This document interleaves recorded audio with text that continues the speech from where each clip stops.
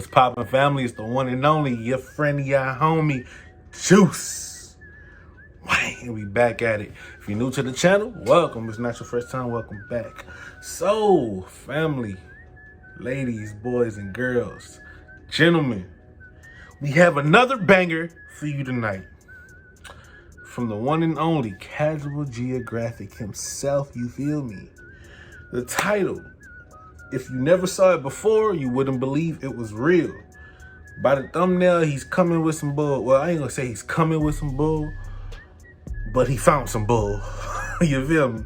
So, let me just stop wasting your time and see what he has to present to us today. But I ain't forget, before I press that play button, I need you to like, comment, subscribe. You feel me? I gotta stop saying you feel me.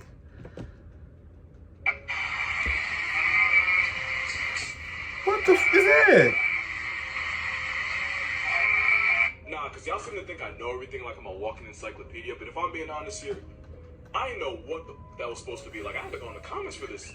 And apparently that's not a deformity. That's actually what they're supposed to look like. A word? It's Damascus goat. It originated in Middle East countries and is primarily used for meat and milk. That's now, a I'm not goat? gonna sit here and say God makes mistakes, but that skull makes me think his draft and post buttons are way too close to each other. Also, a Damascus named God won a prize for most beautiful goat in a contest in 2008. Proving that some of y'all will lie unprovoked for no fucking reason. Y'all can call it beautiful, but tell me this goat didn't crawl straight out the Goonies. They actually look somewhat normal as babies, but then I guess puberty hits them like Hiroshima. It's honestly a hug of goats, and I truly mean that. And I read some. It don't even look like a goat. He just wants love. I rebuke that. He wants my life essence. We played like some shit you see on Skyrim. in Dark Souls, and I do not like it. Or and Dark I could have Souls. sworn Satan took the form of a goat. Actually, this makes a lot of sense now. You know y'all don't gotta tag me in every animal video, cause like, what do you expect me to say? Like, his existence looks like pain. And for y'all that are gonna sit there and tell me that he actually looks cute, I pay way too much for context for y'all to lie about what's in front of my face. That's horrible. The thing is, this is the second most disturbing goat video I've ever seen. Oh yeah, I remember this one. Absolutely not. And no treats against New York of a heart attack. What the f is that? I both can and cannot What fully the- explain is that? what that is. It's called a colugo, but it's also known as a flying lemur, even though there's somehow two lies in that one name. That's a They lemur? don't fly, they glide. I mean, Since lemur? they spend most of their lives near trees, they basically just airdrop themselves from branch to branch. And it's not a lemur.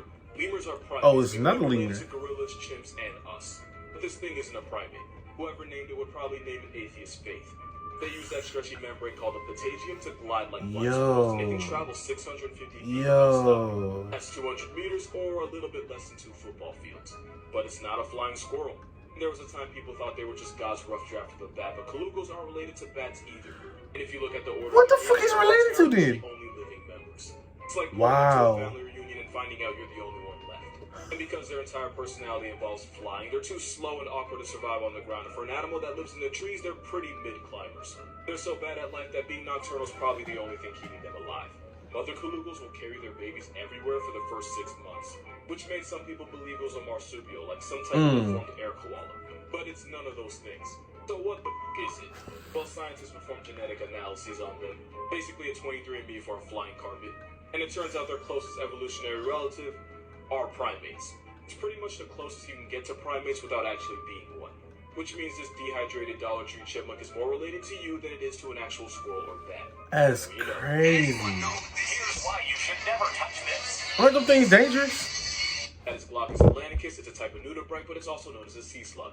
It's also a gastropod mollusk. I'm not finna bore you with a whole biology lesson, but gastropod means it's related to snails, and mollusk means it pulls up to the same cookout as octopus, squid, and cuttlefish. That's a Also, Pokemon, touching bro. one like this is a creative way of saying you want to pay more for health insurance. As these slugs will eat venomous saphonophores like the Portuguese man of war and steal its venom to use to handle its own light work. It stores the venom in its tissue, so if a predator or a person gets too close, they'll get 50 shades of around and find out. Bro, that's a When it comes Pokemon. too much, like, I don't care what kids nobody watch it, but then say. again, they watch Family Guy before 4th grade, so I don't even know anymore. And just like the Portuguese Suro scuffle, the Glaucus can still hand out painful life lessons even after its soul's already ascended.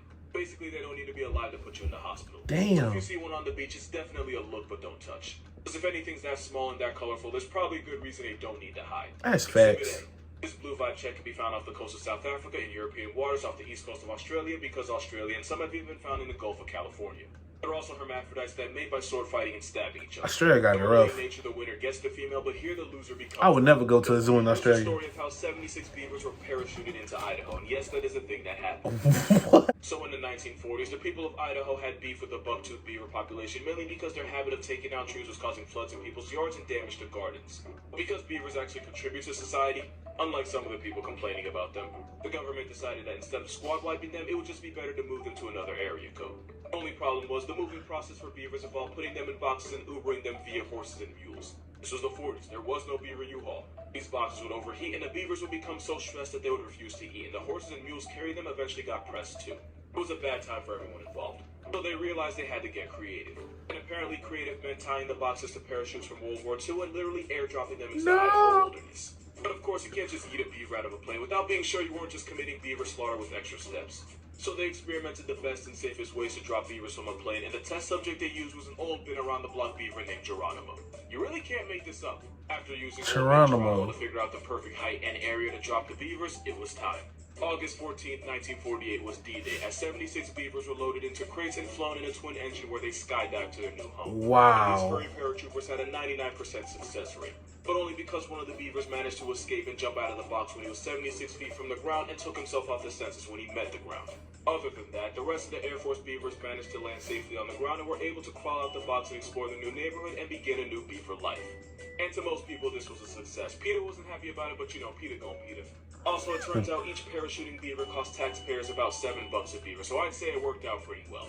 Today, we have better ways to control the beaver That's population, wild. but something about 76 beavers being airmailed and parachuted like some DLC just brings me joy. One of my favorite all-time animal facts was that the CIA once tried to weaponize otters for some reason, because the 60s were a weirder, druggier time, I guess. But they were low-key onto something. Because otters are smart enough to use tools, tough enough to survive the freezing ocean without blubber. They'll square up and run fades with jaguars and caiman. I've seen them do it. And even though they look like plush toys, they have the power to seriously f*ck you up if you give them a reason. They're like honey badgers with better swim time. So someone in the CIA created a report called the Otter Dossier, and I'm going to read you my favorite parts. According to the Otter Dossier, they can be trained to climb ladders and stairs, can carry objects underwater, open zippers, throw objects with their mouth, and turn on faucets. They somehow figured out that a water weasel can chew through a zinc sheet, and I honestly couldn't tell you how they found that one out. There's a lot of other stuff in there too, like how to properly take care of otter pups, because apparently they get diarrhea. A lot. But by far my favorite part is where they say otters are easy to train, but they can become too devoted to humans, which can lead to their destruction. Yeah, honestly, same. The report also mentions that they're almost impossible to transport because an otter that feels confined can and will attempt to destroy anything trying to escape. The report also specifically says never to take food from an otter because, and I might be paraphrasing here, take their food and they take your fingers. And in fact, the exact quote was, never take food from an otter, particularly that which he has just caught or suffer severe mauling. Yeah, someone got really up for them to put that there. Honestly, if you have a That's facts. I'm gonna put it in the comments. I mean, there's a chance the report's fake and none of this ever happened, but it's so detailed, like too much effort went into it for it to be a lie. Moral of this video, that's true. Otters are smart, nasty, and they give less than a prom night virgin. Basically weapons of otter destruction. Turkeys performing demon ritual on past tense cat. The hell? So there's actually a really interesting and complex reason why turkeys do this. Turkeys are so f***ing stupid that it's actually medically fascinating. Like, they're not dumb enough to stare at the sky during a storm and reverse baptize themselves. That's actually a well-known myth. But they are brain cell deficient enough to not tell the difference between a threat to their way of life and an expired cat. It's likely that turkeys are curious about the past tense cat, but too paranoid to get too close to the corpse because, again, turkeys have no idea it's dead and no way of knowing if it's dangerous. What you're seeing is a prey response that only an animal locked in the basement of the food chain can come up with. As for the circling, birds like turkeys, chickens, and pheasants will instinctively follow the tail of the bird in front of them. It's a behavior that helps keep them together as a flock since holding hands isn't really an option. So that's how they do Pretty much that. these turkeys are stuck in a never-ending cycle of follow the leader, but none of them actually identify as one, so they just keep going. That's Fun funny. fact, this bird was almost the mascot of America, since a guy named Ben Franklin thought bald eagles were cowardly scavengers that didn't deserve the clout. But if you YouTube what a bald eagle really sounds like, he might have been on timing. So yeah, turkeys are, I'm gonna have to Google that. I'm not gonna say they're stupid, but I'm not gonna say they're aware of the world either. Someone asked me what I think the most underrated animal in the world is, and I instantly thought of this picture. Goats really do be goating. The bottom of their hooves have soft pads that contour to the surface they're climbing. Is that the side of a cliff? That is the side of a cliff. This isn't photoshopped. These are the tree climbing goats of Morocco. They figured out that the fruits of the argan tree are an easy source of food. How the hell a goat climb a tree? This is an alpine ibex. I've seen that You before. know, damn in Italy just to lick the salt off the stones and let the rest of the world wonder how.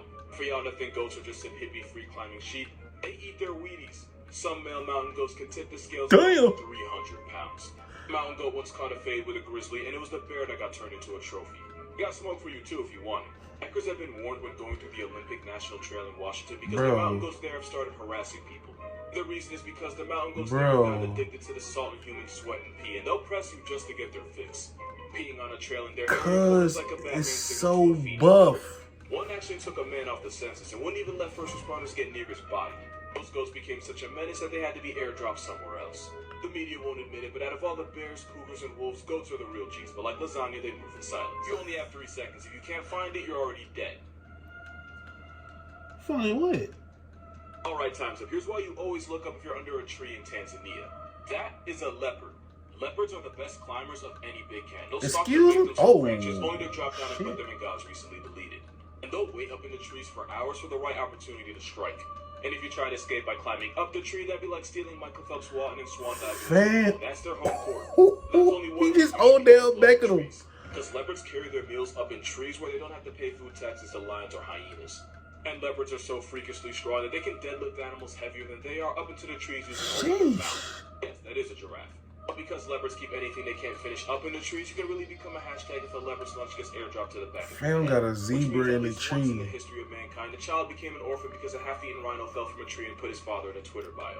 And when I say leopards will fly out of a tree to catch a body, I mean they don't have fall damage, or at least they don't think they do. Leopards have a hit list of over 90 different species of animal, and they're so good at stat pattern that they'll sometimes accidentally friendly fire.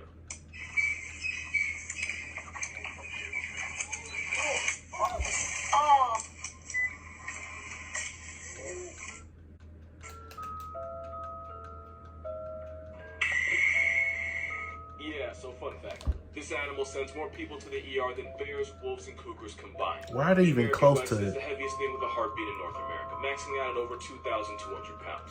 They can also grow to 10 feet long, run you down at 35.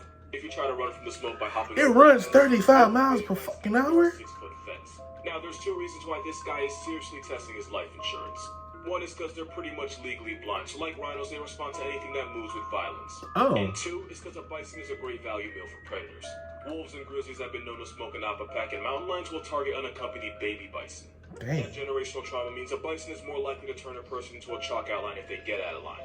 The difference between a bear and an animal like a moose or bison is a bear looks at you and has to decide if you're even worth the effort.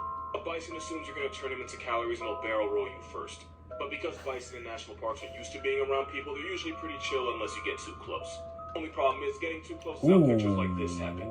Someone had to go home with no pants and explain that she lost them because she couldn't social distance from a tank with horns. Right. Yeah, don't do that. Because bison isn't just a name. It's what your parents are going to say at your casket if Oppa decides to turn up on you. I don't find the sound of a woman becoming a hashtag.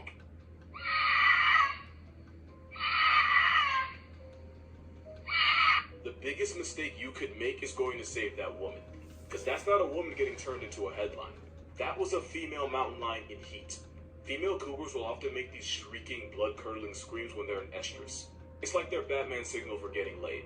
Answering Wow. that call when it's not for you is how you meet Batman's parents. Facts. Of course, I'm exaggerating. Cougars are way more afraid of you and will probably go the other way if you pull up on them. What won't go away are the bricks in your pants after you try to be a hero and make eye contact with this walking steroid. I know it's not related, but I'm still going to mention it. Yo. Tigers have been known to imitate the sounds of their prey to fool them into a false sense of security before they turn them into a hashtag.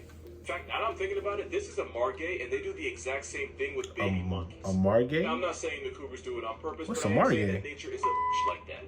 Also, I forgot to mention that cougars tend to scream while mating. So if you're ever alone in bed and hear a woman on a Tinder date with Joe from you, don't worry. It's just cougars getting more action. That's funny. That's funny.